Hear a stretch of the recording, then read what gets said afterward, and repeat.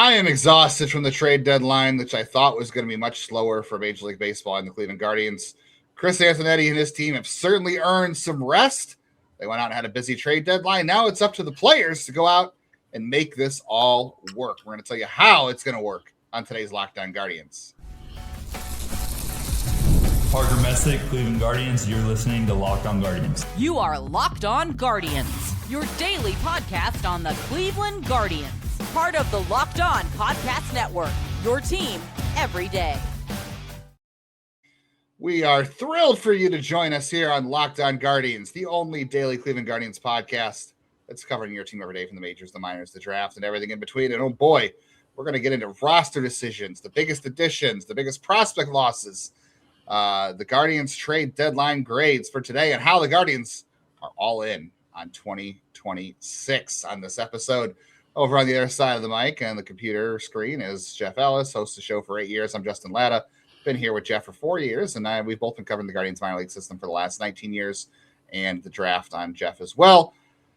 It was a busy, crazy day. Before we get started, today's episode brought to you by Kalshi. For a little bit of time, download the Kalshi app. Use code Locked On to get the $500 in bonus credits when you trade 25. If I'm tired from covering this deadline from home, Chris Antonetti and his team got to be tired because, man, that was a doozy. I will say, like, across Major League Baseball as a whole and the Guardians specifically, a lot more deadline activity than I thought from Major League Baseball as a whole. And the Guardians, compared to the Guardians, they also, not only were they busy, they made some tough decisions, I think, at least in terms of the fallout from the deadline. So we'll get into all that today. But I'm pleased. I'm happy to see that across the league, we had a lot of action, and then the Guardians had a busy day. I mean, they started on Saturday with the Craig Yoho deal with Milwaukee. You could even argue we go back to May when they added Patrick Bailey. But that's 5 trades this year. Patrick Bailey, the Craig Yoho deal with Milwaukee and Bo Naylor, and then Joe Adell, Foster Griffin, and then Nathaniel Lowe. They made 5 trades this year, and they've had some hard conversations with players they were committed to. Some are gone and some may come back, but certainly a busier day than I would have expected. And I got to say, like, overall, I think it's a pretty good day for the Guardians. Yeah. I mean, as long as you're not Levi Walker, the Rangers writer, you think they did pretty well today over at the Athletic. Someone didn't like their deadline. Interesting. I mean, he gave them a C+ on the deal for Foster Griffin because, trading what they did, that might have been their best trade of the day. I mean, let's be honest here. Foster Griffin, I mean, the starting pitching market was very big this year in terms of, it was expensive. And the Guardians gave up 4 pieces parts. Like, does he know something about these prospects that we don't? Well, he just decided that he had to grade on it's hard because you're a Rangers writer, so that means you're dealing with pain all the time. And he's also very concentrated on his singer-songwriting career. This guy is. So instead, he said, well, it doesn't matter because they need hitters. Unless he takes off a mask and becomes Ohtani, then it's not a good value. Which is just they got 2 other hitters though. I mean, if you want to grade the trade in the vacuum, that's because if we go back to the Joe Adell trade in a vacuum. Okay, but Tyler Kepner, who's the senior writer for MLB, gave Cleveland an A-, and then you've got Levi Weber, who's the Rangers writer, who decided that the Guardians gave up nothing over the last 72 hours that was going to impact their team. That was the weirdest write-up I saw. I don't know. I did not get that one. Of all the things I saw, I was like, this feels like axe is being ground. But like Foster Griffin is, to me, the most fascinating part about it is like what do you do in the postseason? Like, this sets them up like to have such a different approach. Like, because if you're facing the equivalent of the Guardians, it's like, is Tanner not in your 3-game rotation? Like, if you're facing the Guardians, I mean, is he like, is you would want to throw Parker and you'd want to throw Griffin. So like, who's coming out? Like, I think there is situations depending on how you're lining up where they could take a few different ways to go at this. Heck, they could even do a 4-4. Like, essentially have a starter with a follower and then go right into Cade, like if they wanted to, and go for a crazy. That's the whole point. Shorten the game in the playoffs. I mean, shorten the game. Imagine, because Messick has never had this many innings. You could go Messick right into Foster Did I get it right finally? I know I was messing up all day. Foster Griffin, yeah. And just go lefty for four, Cade in the night. Like it's that, right? Like the rotation was carrying this team. The rotation was solid. And they went on and just reinforced it. They made it tougher. Like this is a really like the Braves took a what salary. Did you give up? What did you give up? You give up an interesting reliever. You give up a guy who you're hoping can be kind of 80% of what Forrest Griffin's been this year in Hartle. You gave up a guy who can't find the strike zone, but has some fun stuff.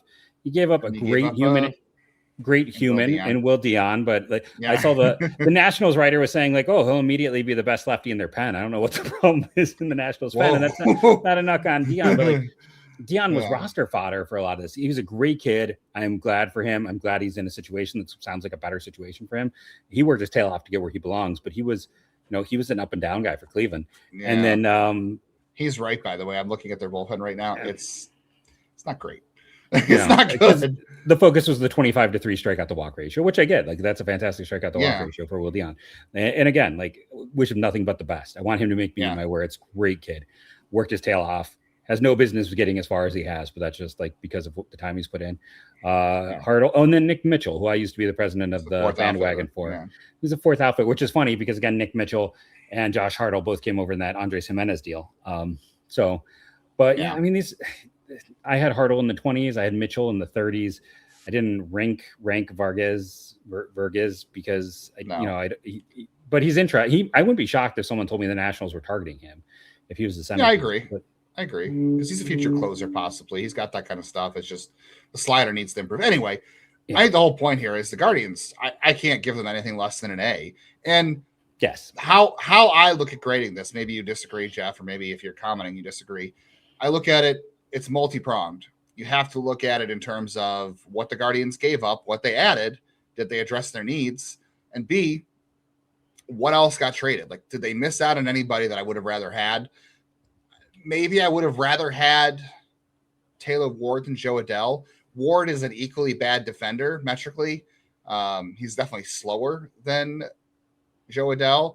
And with the defense on Joe Adell, like I think there's chances to improve. Like he is I think defense is one of those things you can improve at. Like Ron Washington turned Luis Arraez into a better defender this year. He's kind of regressed recently, I saw metrically, but he was a good defender for the first half of the year. Guys can get better defensively. Like I expect Travis Pisano to get better defensively. You can do it. So I think that's one piece that could get better. Maybe I would have preferred Ward's ability to get on base, but this team also needs guys who can hit for power. And Taylor Ward's power disappeared this year. Joe Adell's hasn't, at least against lefties. So if you roll them out that way, it helps. Like the Guardians, bottom line, are a better team than they were on Friday when they faced Arizona, both out of the bullpen and in the lineup and the rotation. Relative to what was traded on the market, I think they did just fine. What they gave up, if I grade what they gave up, I give them an A because they didn't give up anything that really like knocked me off my socks. Like when they traded Jacob Bresnahan for Alex Cobb, it took my breath away for a moment. Then they added Nate Furman, who, by the way, led off for the Giants on Monday night. Good for him. That hurt too. So even though I think Furman's the utility infielder, but it was too much of a risk on Cobb. They didn't take any risks today. They made their team better. They know what they got on paper. Like they see what these guys can do. There's no risk of like, well, hopefully he's healthy. Hopefully he'll do this. Hopefully he can improve this. Like Adell can hit lefties. Nathaniel Lowe is having a great year, can hit righties. Foster Griffin was an all-star this year. Craig Yoho, you know what he can do. They didn't take any risks. They improved their team. They got substantially better. They didn't give up a whole lot. I don't think they missed out on anything on the market that I was like really dying for, honestly. Maybe a left-handed reliever. Brooks Raley, I was going to say, because he went so yeah, okay. So maybe it's an A-. Maybe it's an A-. That's what I would say, A-. I got to tell you, though, not to bury, I'm sure this Levi writer is a perfectly fine guy, and I apologize for being a dick, but he ends it with, hey, they just traded for Nathan Lowe, so I'll bump it up to a B-. So it was a C+, and then a B- but I mean, everyone else, like this Griffin deal blew everyone away. Because again, look at what the cost of starting pitching was on this market. I mean, he's miles better than Luis Castilla, and the White Sox gave up arguably a better prospect than anyone Cleveland did with Boston Smith and took on $40 million in money. Yeah, Tyler Mahle was like a straight salary dump, and sure, DeGrom blocked to trade to Atlanta, but Casey Mize is another rental. He cost, Cash Mayfield failed and some other pieces. Like, I mean, starting pitching was expensive, and somehow Now, I will say this Nationals approach is the Guardians approach. It's take 4 pieces instead of 1 because you got a better chance of one of them hitting. That is what Cleveland is famous for doing. So it's interesting to see that. But we know what some of those guys are going to be. It's going to be mild upside. I mean, I'll say there's always a chance, right? You know, Jose wasn't supposed to be Jose. A lot of these guys on this team weren't supposed to be what they are. So there's always a chance. But yeah, I agree. And for many people, we haven't had enough time talking about Nathan Lowe, who I brought up on this very show a week ago as a target. Yeah. Try to talk people into. And for a lot of people, the most exciting piece, Joe Adell, who, you know, is a guy that there's a lot of good, there's a lot of bad, but he's a good addition to this team as well. Yeah, it's, again, are you turning your Fs into Cs? I think the Guardians have turned their Fs into Cs. Yeah. And they took their rotation from like an A to an A plus just by adding an all-star with depth, and you're hedging your bets against fatigue and potential injury and all that kind of stuff, which is super important. So we'll get into more of the nuance of these trades, what we think they can do with them. We'll talk about the Guardians being all in for 2026. We'll discuss more of these trades, and we'll talk about more upcoming roster decisions around the deadline. We've got it all covered here. I'm one of those people who thinks baseball is best enjoyed live. There's nothing to me like being at the ballpark for big moments, player debuts, all those sorts of things. So it's much better when you get to be around your fellow fans. The only problem is getting tickets. That can feel like a grind, right? You get surprise fees at checkout, or if you're going to big in-demand events, you also got to get online, and you get stuck in those long queues for tickets. And that is why you want to use Game Time. It's the app that gives advantages back to fans like us with constant innovation, how you unlock amazing tickets and experiences. Just a couple of tabs, very simple to use. I've used Game Time all the time, so has my wife, to go to events. You get 100% authentic tickets because of the Game Time guarantee. Delivered on time, best price. The best part is fees are included. So the price you see is the price you pay. No confusion there. 2 taps, you're done. No stress, no hidden fees. Great seats and minutes. What makes it so easy to go to a game last minute, whether you're worried about weather or you got other plans, or maybe you just want to get last minute tickets and not pay the high prices at the beginning of any kind of big event. So take the guesswork out of buying MLB tickets. Download the Game Time app, create an account, use code LOCKDOWN for $20 off your first purchase. Terms apply. Again, create an account, redeem code LOCKEDON for $20 off. Download the Game Time app today. And now that the excitement and the buzz of the trade deadline is over, you want to make baseball a little bit more this season on Kalshi, America's #1 prediction market platform. You can trade on every single game. So just looking over at the platform right now, AL Central Division winner right now, the prediction market says the Guardians are coming in at a 29% chance to win the AL Central. We'll see if those change after we see other people buying in when it comes to the Guardians trade deadline moves.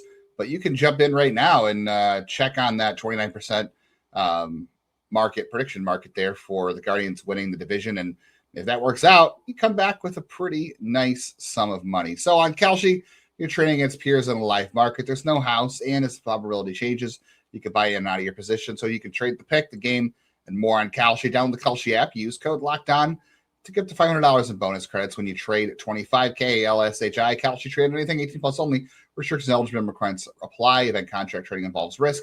May not be suitable for all investors. Kalshi products may not be available in all jurisdictions. Prices, values, and available markets may differ from those mentioned. For more information, see at kalshi.com/regulatory.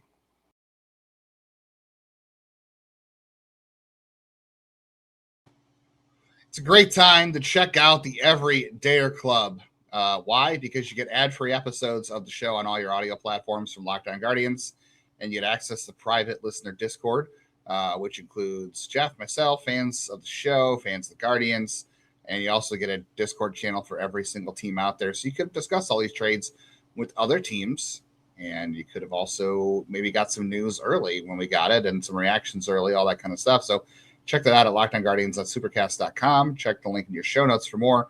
7-day free trial when you sign up. And I appreciate everybody for making Locked On Guardians your first listen today and every day, wherever it is you get podcasts. We really appreciate everybody who's been sticking with us, honestly. Like, it's been a crazy day. We had lots of great reactions to our reaction videos to the trades. We had over, 6,000 people, I think, total tuned into the MLB trade deadline live stream from 4 p.m. to 5 p.m. Yeah, 3 hours. I only did 2. Jeff did 3.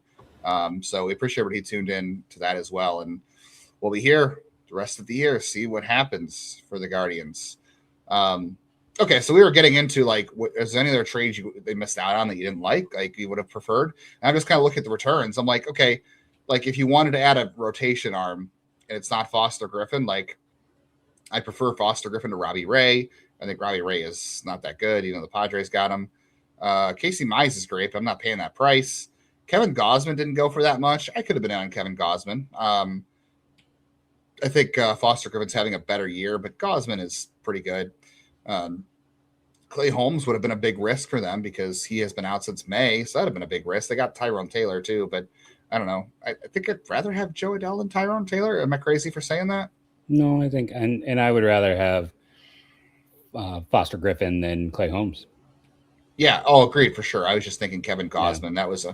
I wouldn't have mind paying the price for Kevin Gausman, but he's not having the greatest year. No, I'd rather pay what they paid to go get Griffin. Yeah. Than get Gausman. That's the thing. Like starter wise, I think they found the perfect match between cost and value. Like I think that is the thing. It's hard to find a better one through that. I'll also throw, going back to the Athletic, Tyler Kepner had a great interview where Foster Griffin breaks through, talks about all of his pitches. So I'd also recommend going and checking that out. I haven't even seen that, so I'll have to go. Yeah, it's a nice deep dive. You can find it linked through Keith Law's article on the trade as well, or just Yeah. But yeah, I would take. Let's just keep going through real quick, if you don't mind. I would take Nathaniel Lowe over Luis Garcia Jr. I don't think the Yankees gave up a ton, but the Guardians gave up nothing either for Nathaniel Lowe.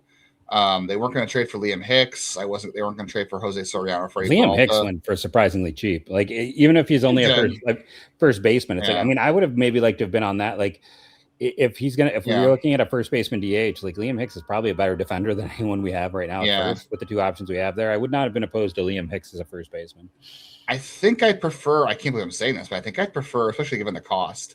I prefer Joe Adell to Helio Ramos. It's only 2 years. Ramos is under control for more years, but I feel like Adell's got more upside, I think. The Yankees give up Henry Lane, who's a good pitching prospect, and they also give up Caden Kent. And someone in our live, I thought this was hilarious. Someone said, the Giants have Bonds and Kent back together. They have Caden Kent, Jeff Kent's son. They have Peyton Bonds, Barry Bonds' nephew, so that's funny. I wouldn't mind lose Lars Nootbaar, but they had to give up Daniel Egan to get him. That would have been tough. And they gave up more pieces too. Did you see that deal? They did. Yeah, it did. And a player to be named later, so I have to see. Yeah, I mean, I would have been okay with getting Taylor Ward at the cost, but they didn't give up much for him too. So that's like the only thing I think I have a gripe about. And I'm kind of annoyed they didn't get Brooks Raley for sure, and Brent Suter went for super cheap. But like, that's probably the only thing that's I think a negative today is like they didn't get a lefty. But Craig Yoho's fine. It works out. He might be a guy that helps them against left-handed pitch hitters because he throws a good changeup. And your offense is better, and someone's going to have to move to the bullpen out of this rotation. That's the biggest thing. Yeah, it's just one of those fascinating looks right now when you're looking at it, because as you said, it's like either you send down Slade Ciccone or you send down someone from the pen. And as much as people I know are like Matt Festa, what we just saw them do with the offensive side of things is this team, they roster hug. They don't just prospect hug, they roster hug. Like they don't like to give up a player when they don't have to, right? Mm-hmm. They sent down Manzardo, and Hoskins have somewhat similar production this year. One of them you can send to the minors, one you can't. So guess what? The one who got sent down instead of releasing the other one.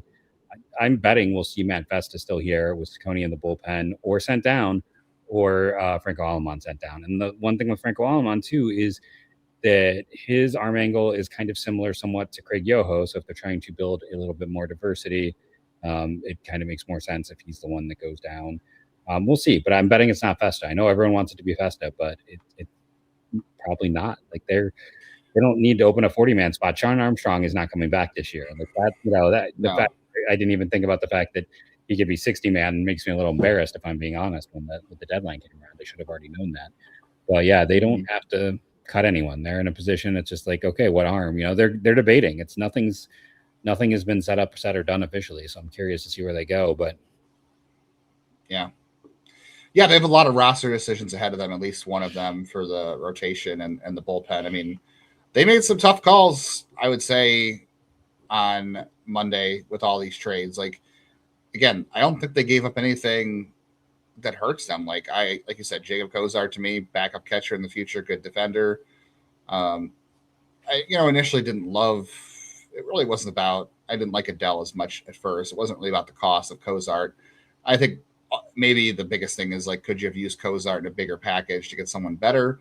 But nobody really. I mean, could you have used Cozart in a package to get Taylor Ward? Maybe, but I don't think so. They went for all pitching. I think they want to. I think the Orioles were going for pitching. Like it looks like it. Yeah, not shocking. So, we talked about Griffin and then Nathaniel Lowe. Like you give up a 19-year-old 5'10" reliever who's admittedly got some interesting stuff, but he's very skinny and. Yeah, but he hasn't been above the complex league for more than 5 innings. For a rental, that's a fair price to pay. Like I don't even know if the next 5 years that guy's in the majors. Who knows? We've kind of moved around the edges. I say when we come back from break, we just do our full deep dives on Lowe and Adell and actually talk about those guys for people who didn't do the additional content and just kind of focus in on the 2 hitters. Save it for last. I think we know everyone wants to hear about hitters. Yes. So, and we also got to talk about too the guys they sent down and and how impactful that is, and we'll try to look at other trades that happen around the league as well and compare that to the Guardians as we continue to grade the deadline. I'll let you know support for today's episode of Locked On Guardians is from Clutch Parlays.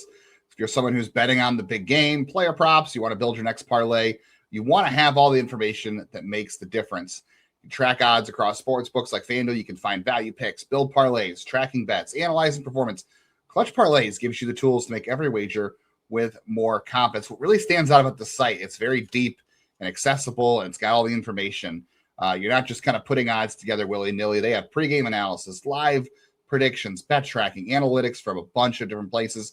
You can check over 15 sports books on there in all-in-one streamlined experience. You can sign up for a free account, look at some scheduled matches, and they're giving you model back predictions on every game, every player prop. So you're getting all the latest information. It's backed by data. It could not be better. So if you want to make the smart choice, check out clutchparlays.com. Find the best line, build the best parlays, track every bet, make more informed betting decisions. Use the code LOCKEDON for your first month on a free monthly plan. Go to clutchparlays.com. Bring together live odds, live shopping, predictions, bet tracking, analytics in one place. You can bet with more confidence. Pick smarter, parlay sharper.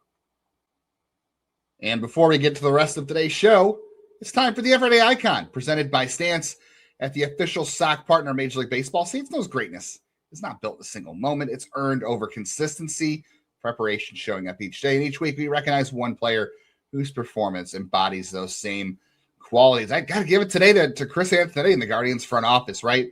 I know a lot of people bag on them and get mad at them for different things, but you know what? The Guardians had a great trade deadline, and they win more trades than they lose. I know there's been some bad ones out there for them, but they win more trades than they lose. And I don't think they could have had a better deadline, honestly. So the Everyday Icon goes to Chris Antonetti, presented by Stance. Check out the Icon collection from Stance. Premium comfort, performance, and durability designed for whatever your day brings. Use promo code LOCKEDON for 20% off your purchase at checkout. Stance, the official sock partner of Major League Baseball. Learn more at stance.com.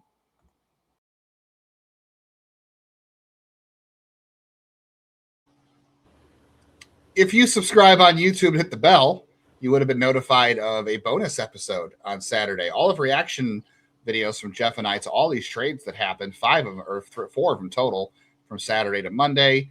You would have been notified of Jeff's bonus episode covering Joe Adell. You would have been notified of our live stream that happened during the last 3 hours or last hour of the trade deadline plus 2 after.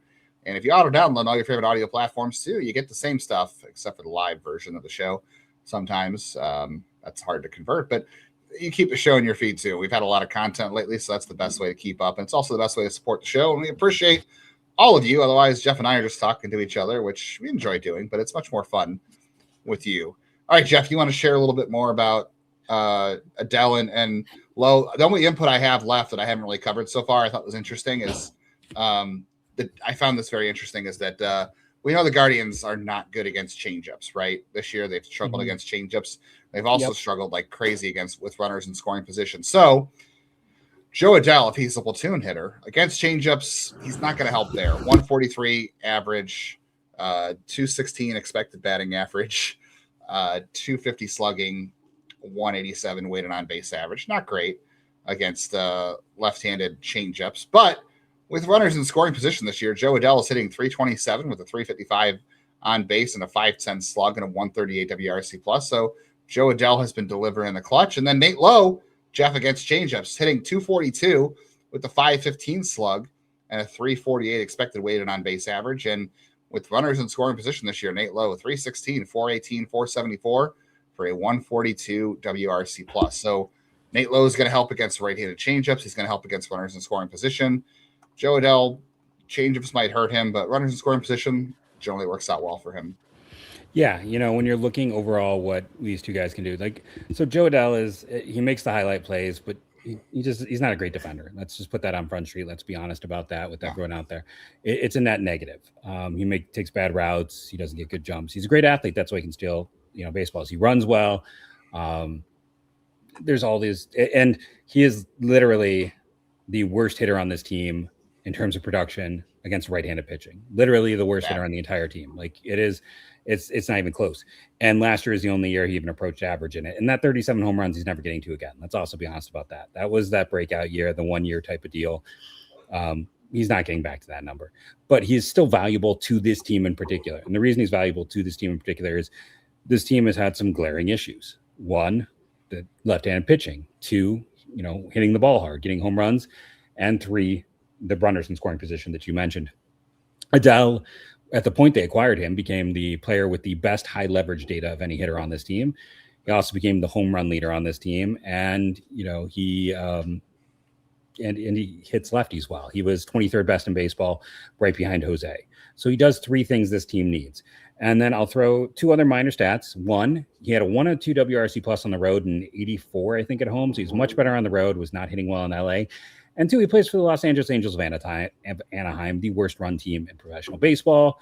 Now that the Rockies have a new group, that title has changed. There's always a chance for improvement because he played in a dumpster fire. He played at a bad location. So there's a chance they see some things and can do some improvement. I mean, Ron Washington was asleep at the year for a year and a half as manager of his time. And then he had Kurt Suzuki, who was brought in because they didn't want to pay another manager, right? They have done nothing to give this kid coaching. So you look at those things.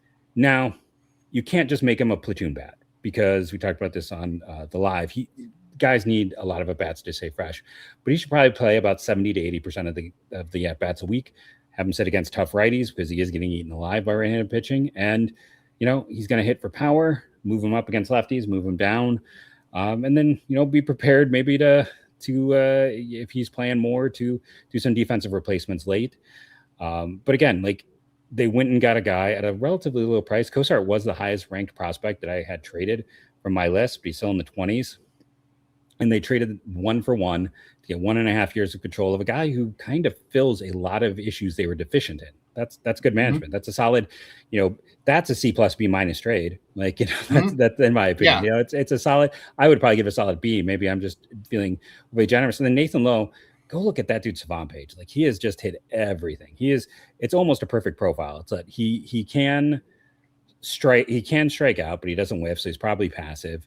And then it's launch angle sweet spot or one of the other ones is not great. Everything else is in the red. He hits the ball hard. He has bat speed. He doesn't chase. He walks. Now his caveats. Okay, one, he was their Reese Hoskins. He was their minor league free agent because he had a terrible deal last year. Last 2 years, he's been an atrocious defender. He's mostly was a DH this year. But he was a Gold Glove candidate 3 years ago. But whatever there was there is not there anymore. The data has a drastic shift. He's completely fallen off. And then after that, he has negative production this year against left-handed hitting. So many people complain all the time about the word platoon, but that is modern baseball. If you don't like platoons, I'm sorry, but then you just don't. Even the Dodgers do it. Yeah, the Dodgers do it. The Yankees do it. Every team does this. This is baseball now. Everyone's trying to maximize their advantages. So, and he's the epitome of it. He should never be in the lineup versus lefties. He had 2 years. He had lefties well. In both years, he had a BABIP of about 380 against lefties. It was 100% luck induced for him. This is not a guy you're going to expect that to. And the numbers this year have been horrendous. I don't know who's the first baseman, who's the DH with the current situation, but Hoskins. And on top of that, when you acquire him, as you talked about, Nathan Lowe is now the best hitter with runners in scoring position on the team, passing Joe Adell. So they went out of their way to get guys who, some players tighten up in that spot and other guys are more loose. These are two guys who are loose and productive. And with Lowe, like I said, he's got one of the best savant pages of any player trade at this deadline. You look at that, I feel like, oh, but he hit in Cincinnati. Yeah, he hit better in Cincinnati. He had like a 130 something in Cincinnati, but he still had a 108 on the road. Like he still hit well on the road. It wasn't just Cincinnati based. And again, they're trading for a guy that, I'll be honest, I didn't know. I was not familiar with Rivera, who they gave up. That was not a player. I mean, I know most guys. This is not a guy I knew. I went and saw, was it Panini? He used to write at Prospects Live, had a great report on him, made me go, hey, yeah, there's some value. I see why the Reds like this guy. But, I'm always going to give up that guy for someone who has hit this well this year and, again, fills some needs and makes this a better team. So all those deals together, when you look at it, we talked about Yoho, and then you even have to go back, talk to Patrick Bailey, which kind of started all this off. They made 5 trades throughout the course of this year to improve this team. Patrick Bailey trade allowed them to go get Joe Adell because Jacob Cozart was kind of blocked. It allowed them to move Naylor because he was kind of blocked. And if you tried to get a catcher of Patrick Bailey's value at this deadline, you would have paid more expensive. It would have paid 3 to 4 times what they paid when they got him. They saved so much money because he recovered as a hitter, as we expected him to, return to his norms. Is he, a great hitter? No, but he recovered enough, still had the elite defense. They bought at the lowest of lows because Buster Posey got impatient on a bad team. And if you flipped, there are so many teams that are looking for catching. Buster Posey would have gone for a ton if he was in his prime, but Patrick Bailey would have gone for at least 2 to 3 times what he went for. It's crazy to look at. Yeah, the last thing I'll say on Nathan Lowe before we talk about these roster decisions before we get out of here is that he's only got 3 home runs on the road this year versus 9 at home out of his 12. But if you look at the expected home runs by park, which, translates distance and launch angle, all that stuff, he would have had 11 at Progressive Field. So he has 12 home runs on the year. So he have 1 less in Cleveland. So it's not as if his power is going to shrink because he's on the road. Yes, it's a better hitter's ballpark in Cincinnati, but he would have had 11 on the road in Cleveland instead of 12, which is still fine. So he'll be just fine. It's going to be a fun lineup. I think you've definitely lengthened your lineup and given some help. That should be good. The one thing I'll say too, I'll give credit to the Guardians for, is they made some hard choices like this year. They acquired Bailey and told Bo Naylor he was not part of their future anymore back in May, and they ended up trading him later on, which they did right by him. Ended up helping them out with Craig Yoho. And, they had tough conversations today with Kyle Manzardo and David Fry, who just weren't producing flat out right now. I know we can debate the Rhys Hoskins and Kyle Manzardo piece, but David Fry absolutely was not producing, and he was no longer giving you that platoon bat that was valuable as a defensive Swiss Army knife because he didn't catch anymore. So that roster spot was just not as valuable as it once was. So they had a tough conversation with him to go to AAA. And then Nate Lowe is essentially having the kind of production you hoped that Manzardo was going to have. Now, Manzardo and Hoskins are pretty similar in terms of overall production this year. Manzardo has options. Rhys Hoskins doesn't. We could talk about this on a later show, but I know, Jeff, you said that there's a chance Manzardo comes back in September. Whoever plays better in August between Manzardo and Hoskins probably have the job in September. But they had a tough conversation to tell Manzardo, hey, we invested a lot of time in you. We believe in you, but you're not getting it done right now, and we're going to trade for your replacement for the rest of the year, and we'll see what happens. Maybe you come back, maybe you don't. Same with David Fry. Those are not easy conversations to have. Those are things the Guardians just have not done all the time in the past. So they made decisions to go in on 2026 with guys like Griffin and Lowe, and we'll see what happens next year. But Joe Adell at least helps this year, and then 2027, whatever happens there with the season happens. But the Guardians they didn't push all the chips in, but they certainly are buying in for 2026 on this rotation, which I think makes a ton of sense. Rotation has a chance to take you deep in the playoffs. You gave the offense some help. You bolstered the bullpen a little bit, made the rotation deeper. I have to give the front office a lot of credit. They did a great job this deadline in terms of what they went after, the holes they tried to fill, and they didn't give up a lot. So that's going to hurt them in the next couple of years. No, I agree. They did exactly what they needed to do. They added 4 pieces. I was hoping for 4 pieces, and it's a lot of fun. I'm surprised they got all 4. I'm surprised they got 4. It's a lot of fun, I think, to be a Guardians fan right now with the way that with the way they performed. We want to thank you all for joining us. Remember to rate and review, download daily. It helps. Do your part. Thank you all, and go Guardians, go.